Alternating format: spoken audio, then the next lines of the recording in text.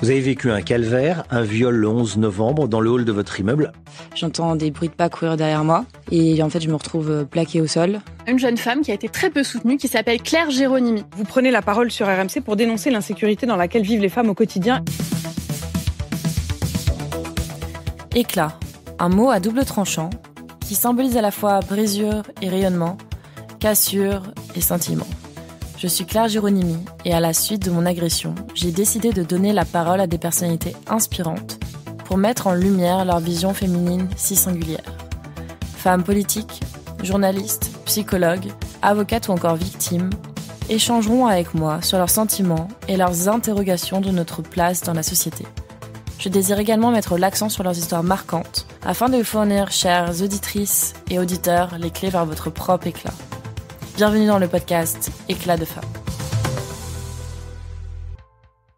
Alors bonjour Alice, merci beaucoup d'avoir accepté mon invitation sur le podcast Éclat de femmes. Petite question, alors pourquoi as-tu accepté de venir sur ce podcast et qu'on puisse échanger ensemble aujourd'hui ? D'abord, merci à toi Claire pour l'invitation, ça me fait extrêmement plaisir. Écoute, moi j'ai accepté parce que c'est vrai qu'on a peu l'occasion de développer véritablement notre pensée de façon posée, de façon attentive et dans l'écoute. Et je trouvais ça hyper intéressant de pouvoir parler de ça, mais pouvoir aussi parler des enjeux de l'engagement qui soit militant, entrepreneurial, puisque finalement c'est un peu pareil, mais juste l'objectif n'est pas forcément le même. Il y en a un qui est lucratif, l'autre pas. Et c'est vrai que je suis assez contente de pouvoir aussi discuter de ça. C'est moins mon domaine de pouvoir parler de moi ou de pouvoir parler de comment on a créé l'association, mais ça me fait extrêmement plaisir. Pourquoi est-ce que tu as créé justement ton association et quel a été vraiment l'élément déclencheur qui t'a motivé à t'engager, pas forcément politiquement, mais en tout cas dans ton asso et pour le droit des femmes? Je suis dit, moi j'ai toujours été donc férue d'actu, de la question de l'engagement. Enfin, c'est toujours des thèmes, mes convictions, j'ai toujours voulu les défendre. Et rapidement, assez jeune, mais comme maintenant malheureusement la majorité des filles françaises, j'ai été victime de harcèlement sexuel, ma petite sœur aussi. Et du coup, ça faisait un bout de temps que je me disais qu'il y a quand même quelque chose dans l'espace public qui n'allait pas. L'arrivée en masse d'hommes issus de sociétés bien plus patriarcales, misogynes que nous, avait un impact direct, selon moi, sur les femmes françaises. Et du coup, c'est vrai que j'avais ça en moi. Ça faisait un beau temps que ça me trottait dans la tête. Et jusqu'au jour où j'ai rencontré un certain nombre de filles qui pensaient un petit peu comme moi. En fait, j'ai commencé à en parler sur les réseaux sociaux, sur Facebook à l'époque, sur ces thématiques-là. Donc, c'était 2018-2019. Et je tombe sur un groupe Facebook un jour avec plein de filles qui pensent un petit peu comme moi, qui commencent à te dire, qui sont pas, si tu veux, des nanas, elles ne rejetaient pas tout du féminisme, tu vois, elles disaient qu'il y avait des choses hyper importantes, etc. Parce que parfois on a ce discours un peu caricatural de considérer que les féministes exagèrent, etc. Et moi je pense qu'il y a un certain nombre de causes qui est porté par aujourd'hui des assos qui sont pas de mon bord politique, mais qui sont justes, et qu'il y a certaines progressions dans la société, dans la place des femmes, évidemment, qui étaient essentielles. Ouais. Donc ça, moi, je crachais pas sur ça. Mais je trouvais pas trop de filles qui pensaient comme moi et qui arrivaient aussi à dénoncer ce qui se passait dans la rue. Et là, je suis tombée sur des filles sur ce groupe-là.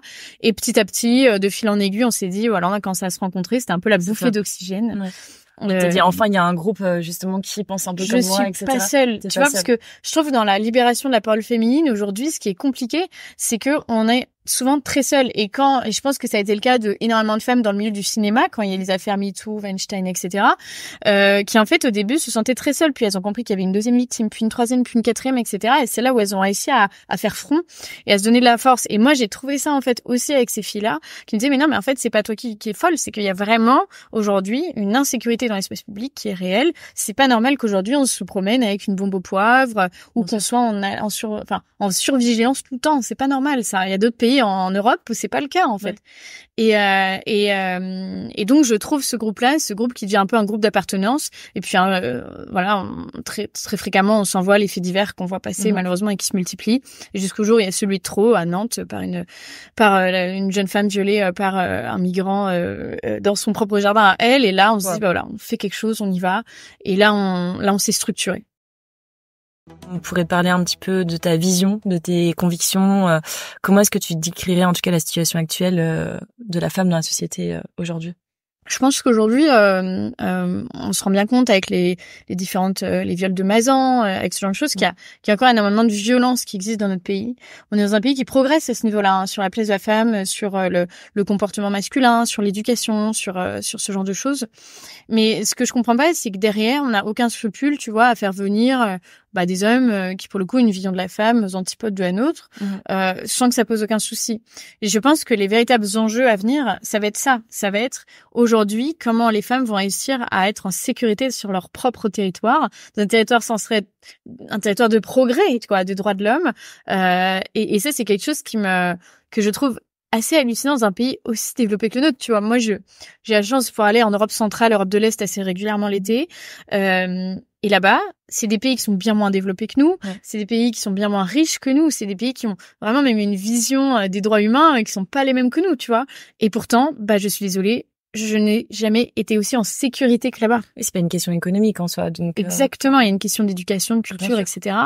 Et je pense vraiment que les futurs enjeux de l'Europe de l'Ouest, de l'Europe occidentale, ça va être vraiment ça. Ça va être de se dire, on a des nouvelles formes de violence, comment on va réussir à les régler, à les résorber, et surtout à qu'elles n'augmentent pas et qu'elles diminuent, tu vois. Et donc c'est assez fou de se dire qu'on en est là, on est en train de redescendre. On dégraisse malheureusement et en fait on voit que les chiffres augmentent, enfin les chiffres de l'insécurité augmentent, c'est juste c'est juste une catastrophe très clairement. Selon toi, les principaux défis auxquels les femmes sont confrontées dans la société actuelle aujourd'hui, c'est vraiment la sécurité en premier qui... Je pense que tu vois, moi je vois beaucoup de féministes et on peut être sur plusieurs combats différents, hein, attention, mais qui en fait vont mettre en avant un certain nombre de violences, de discriminations qui ne sont pas tout à fait comparables. C'est-à-dire que moi je pense qu'il y a, je prends un peu l'exemple de la pyramide de Maslow, il y a des besoins vitaux et après il y a d'autres besoins, tu vois, après ça régresse, il y a d'autres besoins moins vitaux. Et moi je pense qu'on en est au stade où là il y a des besoins vitaux qui sont remis en question. Alors si tu pouvais changer quelque chose aujourd'hui, qu'est-ce que ça serait ? Je pense qu'il y a vraiment à différents niveaux, il faut vraiment taper. D'abord au niveau judiciaire évidemment, il y a énormément de femmes et tu vois, moi ça m'amuse entre guillemets, hein, je mets des guillemets quand je dis que ça m'amuse, ça me fait rire jaune, on va dire, de voir un certain nombre de femmes de gauche aujourd'hui continuer de prôner une forme de justice toujours un peu en faveur des délinquants, tu vois, c'est toujours un peu oui mais il faut réintégrer, etc. Ouais, mais en fait à force de réintégrer, on se retrouve avec des multirécidivistes violeurs dans la rue, en fait, c'est ça le truc.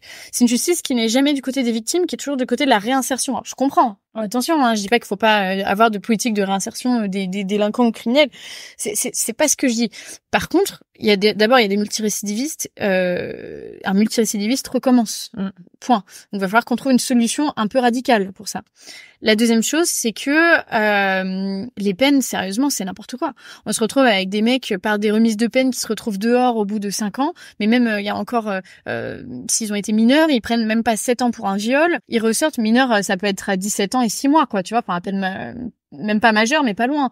Et en fait, ils se retrouvent dehors au bout de quelques années et en fait, ils recommencent et c'est inlassablement la même chose. Donc, tu sais, c'est quelque chose qu'il faut absolument revoir. Mais pareil, on a énormément de femmes qui portent plainte pour agression, pour violence conjugale, etc. Leur mari reste dehors, on se retrouve avec des féminicides. Je veux dire, tout cela, c'est lié. Ouais, donner plus de moyens à la police. La police, aujourd'hui, est complètement dépassée au sein de son institution. C'est terrible. Tu vas dans un commissariat porter plainte, tu attends pendant des heures parce que tu avais déjà 15 dossiers devant toi. Et en fait, ils sont tellement traités, genre, au bout de 5-6 mois, etc. Et des fois, ils sont même pas traités, en fait. C'est ça. Moi, j'ai eu des retours de victimes comme quoi la police lui disait, vous avez de la chance que, en fait, votre dossier soit traité parce que, votre dossier m'a un peu attiré là et comme si c'était un CV, en fait, qu'on passait et au final, tiens, le meilleur CV qui ressort, etc. Alors que non, ça devrait pas être comme ça, malheureusement. Non, malheureusement, mais c'est quand même le cas et donc il y a quelque chose à revoir à ce niveau-là, la prise en charge des victimes, et c'est toi qui connais ce sujet mieux que moi, qui doit être complètement fluidifié, mettre en place beaucoup plus de professionnels de la santé à disposition des victimes. Moi je me suis retrouvée là aussi, alors je t'en ai envoyé des victimes qui se retrouvent avec à devoir poser leur jour de vacances parce qu'en fait leur médecin traitant ne leur a pas mis d'arrêt après un viol. Enfin je veux dire, on est où, quoi. Enfin c'est n'importe quoi. Il y a la prise en charge aussi administrative, notamment des personnes qui sont des étrangers violeurs. Je dis pas que ça représente tous les viols et toutes les agressions sexuelles en France, mais ça représente quand même une bonne part.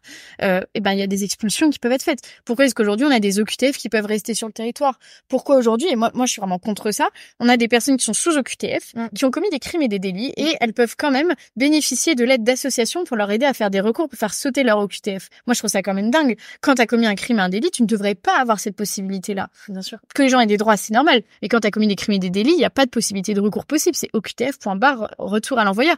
Et ça, je trouve ça fou que ce soit pas possible aujourd'hui, quoi. Donc on a des mecs qui restent là pendant des années, des mois, dont on sait qu'ils ont commis un certain nombre de sévices et qui pourtant ne sont pas renvoyés dans leur pays. On a des pays qui ne veulent pas les recevoir. L'Algérie, je pense, par exemple. Pour un tas d'accords qui sont totalement obsolètes. En plus, on va dire, la guerre d'Alger, c'est fini depuis longtemps, quoi. Et je pense qu'il faudra vraiment revoir à ce niveau-là énormément de choses, ouais, dans tous ces domaines-là. Peut-être on peut rebondir sur l'histoire justement de Philippines, comme quoi, enfin, tu disais qu'il fallait avoir une meilleure exécution des OQTF. Tout à fait. Alors pour ceux qui écouteront le podcast, je ne sais pas à quel moment, donc on vient d'apprendre, là, c'est pour ça qu'on est un peu fébrile aussi avec Claire, parce qu'on a appris qu'il y a une jeune fille qui a été retrouvée enterrée dans le bois de Boulogne, certainement violée, et que son agresseur a été retrouvé en Suisse hier soir, et que c'est un homme migrant marocain sous OQTF et qui avait déjà violé une autre jeune fille quelques années avant. Et c'est quelque chose, si vous voulez, de régulier en fait. C'est ça qui est terrible, c'est que des faits divers comme ça, alors là il est particulièrement atroce parce qu'il c'est allé jusqu'au crime, mais double crime, quoi, viol plus meurtre. Et en fait on se dit ça peut arriver n'importe quand à n'importe qui. C'était en pleine journée au bois de Boulogne, juste collé à l'université Paris-Dauphine où elle étudiait, et on se dit en fait on vit dans ce monde-là. Elle avait raconté à ses parents notamment qu'elle se sentait suivie depuis quelque temps, donc ça veut dire que ça a été prémédité. Et si tu veux, ce sentiment de se sentir suivie, on l'a tous vécu, on l'a toutes vécu. Et en fait on se dit à chaque fois, moi j'ai vraiment cette sensation de me dire, parfois, en fait, ça se trouve, on frôle le drame, on le sait pas. On l'évite de peu, de justesse, d'un taxi qui passe à ce moment-là, de parce que t'as refermé ta porte de haut latent, enfin tous ces trucs-là. Ça joue une seconde en fait, même pas un millième de seconde. Exactement. Et j'ai l'impression qu'en fait, c'est devenu un parcours du combattant pour les femmes. Ça l'est à moindre mesure, puisque d'abord, on vérifie comment on s'habille, on vérifie quel trajet on prend, on a toujours une petite bombe au poivre sur nous, on est localisé parfois par nos familles. D'ailleurs, c'est comme ça que le corps de la petite a été retrouvé. Et donc ça suffit pas, quoi. On a tout un tas de rituels, un petit rituel en fait, en tant que jeune fille française qu'on met en place pour se dire on fait en sorte d'éviter le pire et encore. Et en fait ça ne marche pas déjà, et en plus ce n'est pas normal de vivre dans cette situation, quoi. Et vraiment je me dis mais cette fille ça aurait pu être ma petite sœur, ça aurait pu être une demi-consciente, voilà, et en fait ça arrive n'importe où, n'importe quand. Et quand on dit que ce sont des faits isolés, c'est faux. Des femmes qui se font violer aujourd'hui en France dans la rue, il y en a toutes les semaines. Toutes les semaines. On fait une veille médiatique sur nos réseaux sociaux et c'est hyper régulier, quoi.